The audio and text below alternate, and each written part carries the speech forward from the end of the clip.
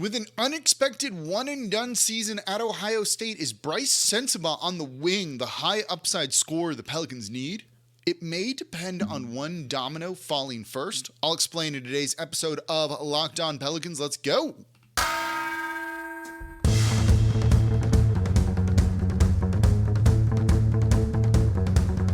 You are Locked On Pelicans, your daily New Orleans Pelicans podcast.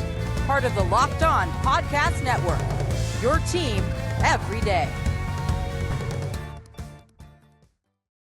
Welcome to another edition of Locked On Pelicans, the daily podcast covering your favorite team, the New Orleans Pelicans at NBA, part of the Locked On Podcast Network, your team every day, available wherever you get your podcasts and available on YouTube. I'm your host, Pelicans Insider, credential member of the media, Jake Madison, at NOLA Jake on Twitter, here with y'all on this Friday, final show of the week, and we're going to take a look at another prospect. If you want a break from draft talk, looked at the Pelicans yesterday, comparing them to the Denver Nuggets. And if you're an everydayer, you listen to that one, and then you listen to the show the day before where we talked about the need for a new stadium and why it maybe prevents the Pelicans from relocating elsewhere. But we're back to draft talk, and that's why I'm thankful you're making Locked On Pelicans your first listen today, every day, Monday through Friday. Because no one else comes to you breaking down all the draft prospects you want to know. I look at the film. I give you my thoughts on them. And we've got another one today. An often requested name in Brice Sensabaugh out of Ohio State. Kind of a surprise guy in the draft, but someone I could see potentially flying up draft boards. Today's episode of Locked On Pelicans is brought to you by, it just went away, Gametime. Download the Gametime app, create an account, and use code LOCKEDONNBA for $20 off your first purchase.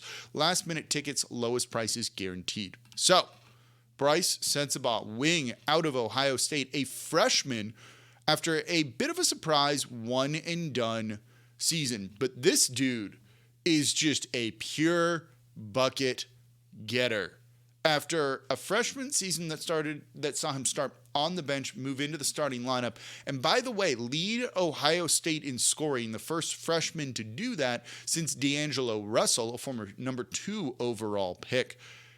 This is a guy that, having watched him a little bit, I kind of dig, and I would not be shocked if he shoots up draft boards and ends up going closer to the lottery than not. He's a projected first-round pick. I don't know if he's going to really go at 14, and that's something we'll talk about in the next segment. There is a situation, I think, where the Pelicans would take him, but it may not be what you're expecting. But like I said, this dude's a walking bucket. 16.3 points per game, 40.5% from three on 4.5 attempts per game. He's a pretty decent rebounder with over 5 rebounds per game. Really good size at 6'6". He didn't do combine measurements, so I don't know what his official wingspan is, but it looks closer to 7 feet or beyond that. He's got some really good size, and you can tell he's also strong. He's got an NBA-ready body. And when you watch this dude play, he's a 3-level scorer. This is a guy that has the stroke from deep. I don't know if he's the best shooter in the draft, but his mechanics look really good, and you can see that he is going to be a 3-point shooter at the NBA level. I like that he's also willing to put the ball on the ground and drive and attack the basket. He doesn't have incredible hops. He's not dunking it and finishing above the rim, but he has nice enough touch around the rim to be able to lay the ball in. And that good size, the weight, the size that he has allows him to absorb contact and not get really truly thrown off. I like his scoring game. And the best part about this is, I said 3-level scorer, right? This is a guy who's got a mid-range jumper. He's got a nice little move where he's driving downhill, stops on a dime, pulls up and just takes a short mid-range shot. They're just easy money for him. Just simple little things, scoring at all 3 levels. This is something the Pelicans could use. His free throw stroke is great, shot 83% this season, and as I said, led the Ohio State Buckeyes in scoring. He's got other wrinkles to his game too, and that's kind of what I like about him. He plays a little bit with his back to the basket. You remember how Drew Holiday would try and post up bigs or smaller guards when they were switched on him and they weren't ready for the strength that he has, and he'd back him up, turn around, get an easy little bucket. You see Brice Sensabaugh doing that on offense too. He doesn't mind backing guys down into the post and uses his strength to get into a really good position. He isn't a playmaker, but I want to look at that in the next segment a little bit more too. By the way, in the third segment, I should have mentioned this. We got updates on coaching staff and front office stuff. Trajan Langdon, Jaron Collins, updates on that for you. So we'll look at Brice Sensabaugh over 2 segments here. This is a guy similar to Jordan Hawkins that isn't scared to also take that last shot, take the tough shot, wants those kind of big moments, and isn't going to shy away from them. I don't want to say he's clutch. I don't want to say any college player is clutch, especially in one season where you just don't play that many games, 33 games total. But he's got a little bit of that in him. Big-time shot maker who isn't scared to have the ball in his hands. He cuts well enough, repositions well. He's not an amazing off-ball guy. You want him to kind of be a scoring 2 guard. He's not going to be a lead guard creating for others, but you can get him the ball and he's going to be able to go out and score from anywhere on the court. Defensively, he's not great. Defensively, this is what he's trying to prove during this pre-draft process. This is what's going to potentially elevate him into the lottery. Can he be a good defender? He started on the bench because he was not a good defender. And he lacks that basketball IQ, the off-ball awareness, loses his guy, doesn't have the lateral quickness on ball to keep up with some of the quicker players that he went up against, and that led him to fouling a little too much. Has good size to handle bigger people and switches, but he's going to end up fouling a lot, and does that make him unplayable? And when you think about fit with the Pelicans, think about head coach Willie Green, this guy going to get minutes. But he's a knockdown shooter that does have the ability to shoot in motion. We talked about Jordan Hawkins being the best movement shooter in the draft, even though I wasn't very high on him. I like Sensabaugh better, I'll be honest. He doesn't quite have that Jordan Hawkins level of movement shooting, but you can see the way he controls his body. He should be able to catch and shoot, coming off pin downs, coming off screens, elevator doors, other things like that, very, very easily with enough work at the NBA level. So where does he fit with the Pelicans? Would they actually take this guy at 14 when that's not really where his projection is going to be? I'm going to give you some insight into their draft process coming up here next in today's episode of Locked On Pelicans. Before we do that, though, today's episode of Locked On Pelicans is brought to you by Gametime.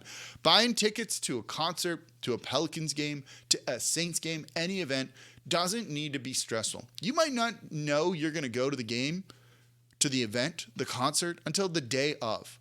So that's where Gametime comes in. It's the place for last-minute ticket deals. Forget planning months in advance. Gametime has deals on tickets right up to the day of the event. And they have the Gametime guarantee, which means you're always going to get the best price. If you find the same tickets in the same section and row for less, Gametime will credit you 110% of the difference. They also have exclusive flash deals on tickets for everything. Bored on a weekend? Get on Gametime, see what you can get for cheap, and all of a sudden you got an awesome night out. So download the Gametime app, create an account, and use code LOCKEDONNBA for $20 off your first purchase. Terms apply. Again, create an account, redeem code LOCKEDONNBA for $20 off. Download Gametime today. Last-minute tickets, lowest prices guaranteed. And thank you for making Locked On Pelicans your first listen today and every day. We're here Monday through Friday. No one else comes to you like this, even in the off-season, giving you the insight into the team, into the draft prospects, everything going on, what the Pelicans can learn from teams that are in the postseason right now. Subscribe wherever you get your podcast. And if you want to support the channel, become an everydayer and comment down below on YouTube. What do you think of Brice Sensabaugh? So how's he fit? He's a bucket getter, right? This is a dude that can score at all 3 levels. You need a 3, he can take that. You need him to drive and attack and give you a 2, he can do that as well. Is he going to be a good defender? probably not at the NBA. I'm fairly certain he's not going to be a plus defender really ever. So how does he fit with the Pelicans? And where would they draft him? And I kind of hinted at what I'm going to tell you in a second in that statement. With the Pelicans, right, this is your sixth man off the bench. You wanted Jordan Clarkson on this team. You wanted just a bucket getter off the bench to give that stagnant offense a little bit of a more bounce, a scoring punch. It's Brice Sensabaugh, I think, could easily be that guy, especially with good size. Wings that do a number of things. Scoring at all three levels is multiple things. I like. He has tools to be really useful offensively. So if you want a guy that can just elevate that second unit where players defer to him, set him up, and he just goes and cooks, this could be your guy. He's not going to be a lead guard that you pair with CJ McCollum. But when we talk about lead guards, and we've looked at a lot of guards so far, are they a ball handler? Can they take some of the pressure off?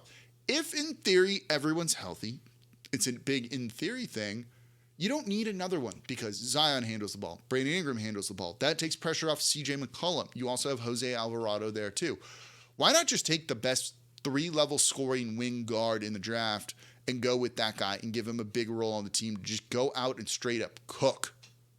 That could be what the Pelicans need. Brice Sensabaugh easily could be that guy. I think the Pelicans also really believe in their defensive system and defensive philosophy.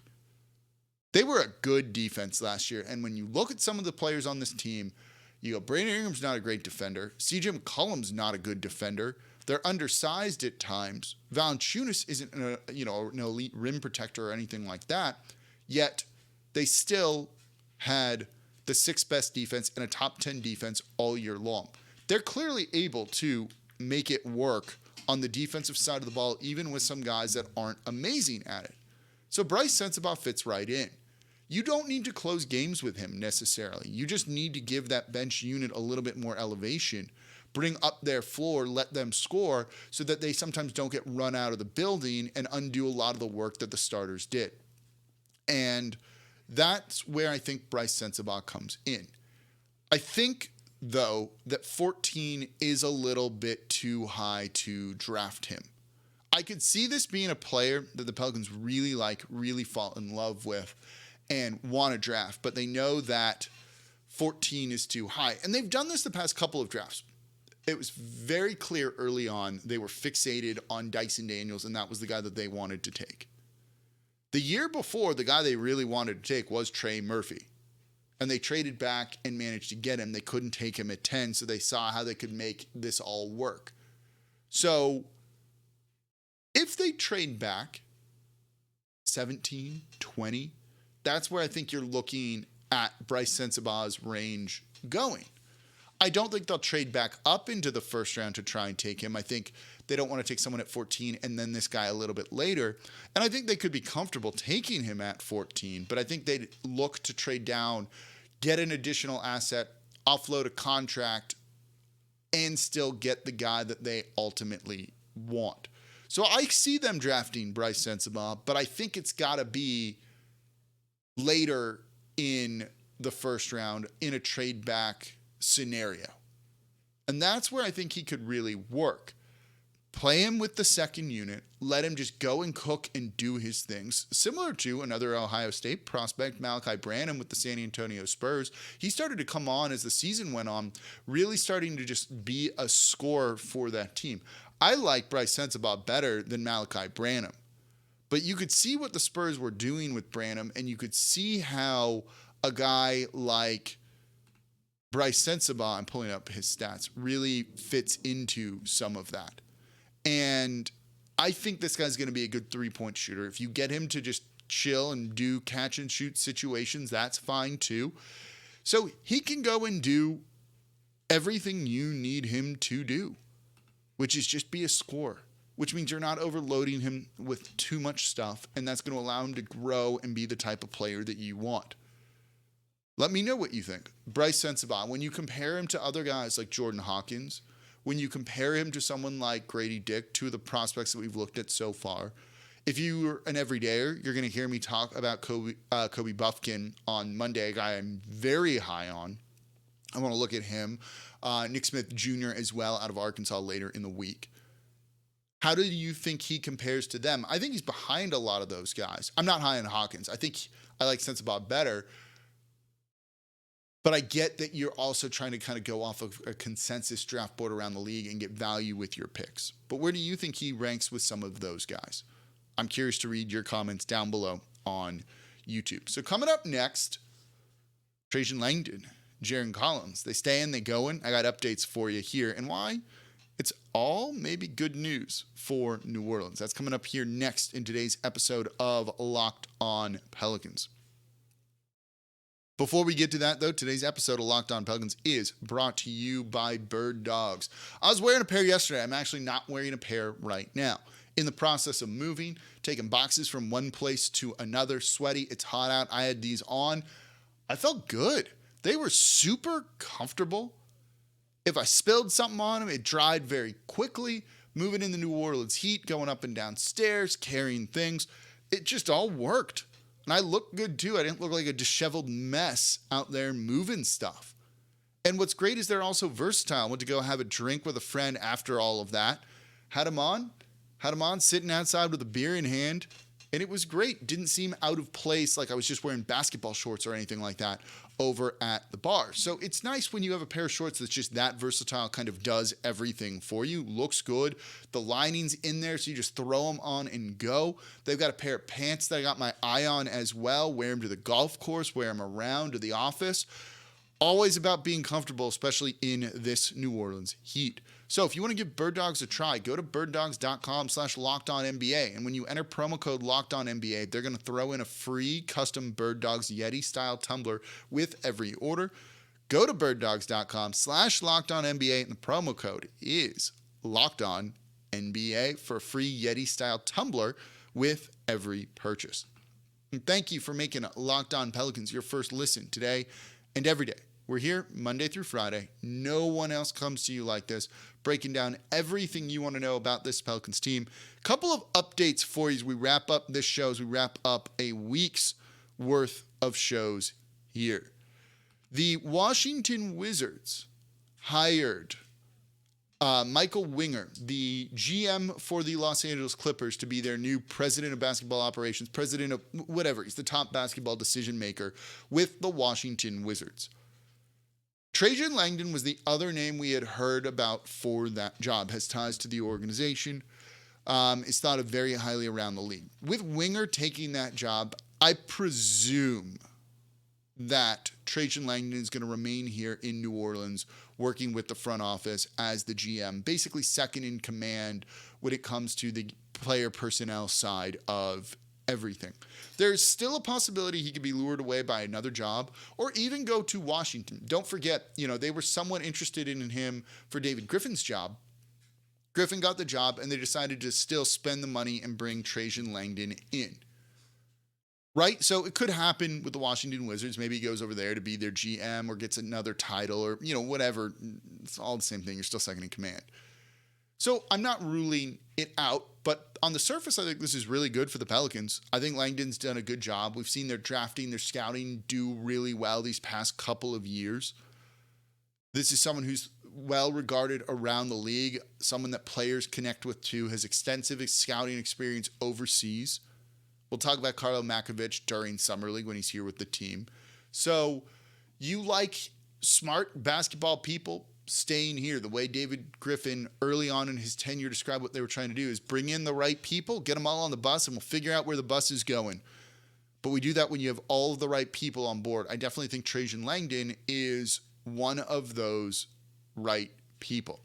On the coaching staff front, Jarron Collins was in the mix for the head coaching job with the Detroit Pistons. It doesn't sound like that's the case anymore. You had Kevin Ollie get another interview there, and that's who they're ultimately going to hire. Someone else was in there too that was getting a second interview or a third interview, and it doesn't sound like Jarron Collins is getting that interview. So I expect him to be back with the Pelicans. While I wanted to see, and we all want to see, some shakeup with the Pelicans coaching staff, Jarron Collins is someone I want to stay here. He's the defensive architect. He was the defensive architect with the Golden State Warriors, too. This is a guy that gets great defensive effort and builds good defenses on teams. Pelicans had the 6th best defense last year. I like being a good defensive team. I like what they're trying to do. Force turnovers, get out and run, get easy transition points. They can just score in the half court. This team would be so good.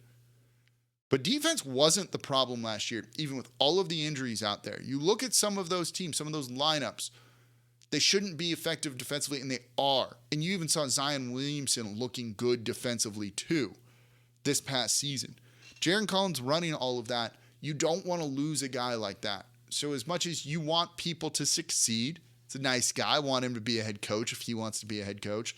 It's also a nice thing when they stay on your team and keep coaching up the guys that you have here.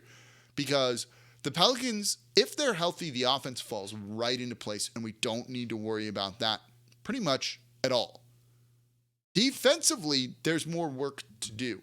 And with the way they've succeeded defensively, it makes me think you can bring in a guy like Brice Sensabaugh and not really miss a beat on that side, that you can kind of really fill a need, look for a one-sided guy and go out and draft him knowing it'll be okay. Our defense is still going to be good, efficient, effective. And now we've really shored up a major hole.